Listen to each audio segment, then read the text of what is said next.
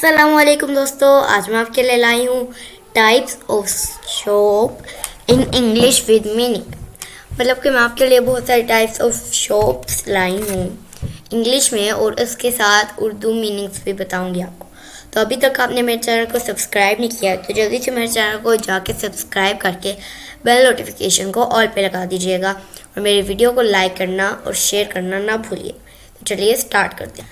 Types of shops. Drink corner, जहाँ पर सारी ड्रिंक्स रखी होती हैं वो वाली दुकान।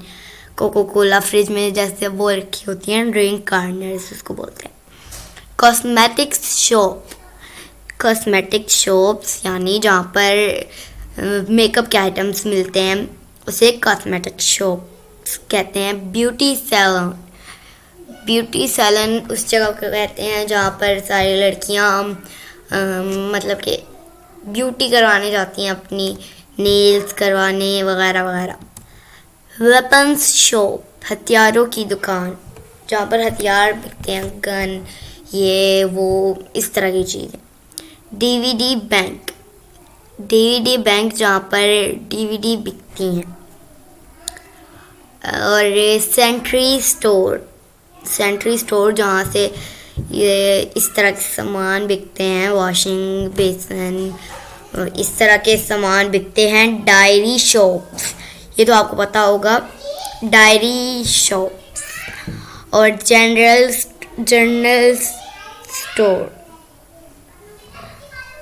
जनरल स्टोर जिससे दूध वगैरह इस तरह का सामान मिलता है।